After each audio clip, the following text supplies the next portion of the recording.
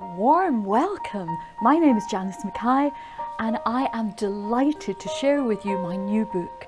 It is called The Fairy Song, published by Floris, and with beautiful illustrations from artist Ruchi Mhasane. The story is about a little girl called Rose, and Rose lives with her mother and father in a little house in the forest, and they are very poor. And it's quite dark in the forest.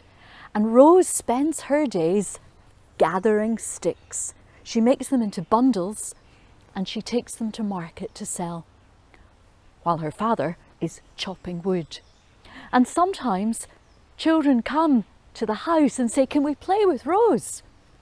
But her father says, "Rose has got work to do." And sometimes Rose says, "Can I plant flowers?" And her mother says, "Darling Rose, we can't eat flowers."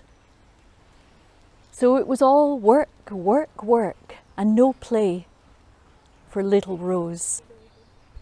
One midsummer's day, Rose went to market with her bundles of sticks to sell. Well, her poor shoes had holes in them. The soles were so thin that it hurt her to walk. But to keep her mind from thinking about the soreness, Rose, who had a beautiful singing voice, sang to herself. "I dreamed I lay where flowers were springing gently in the sunny beam, listening to the wild birds singing by a falling crystal stream."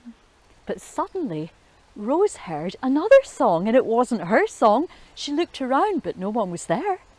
And it was not birds singing, for the words came to her: "Buttercup and Pimpernel, Buttercup and Pimpernel," as though the very air was singing.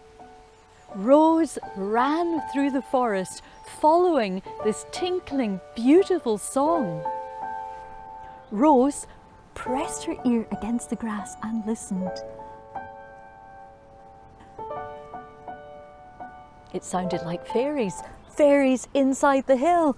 "Buttercup and Pimpernel." On and on it went.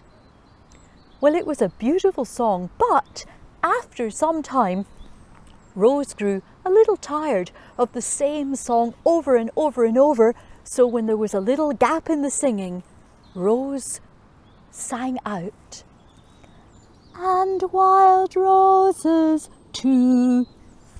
At that, a door opened in the hillside and whoosh, out flew a host of fairies, yellow ones, purple ones, red ones, green ones. And they twirled and they whirled in the air around Rose's head. "Fairies," she said. So what is going to happen to Rose and the fairies? Are the fairies going to be upset that she has interrupted their song? Well, I hope very much that you will enjoy reading the book, find out what happens to Rose, find out what happens to the fairies.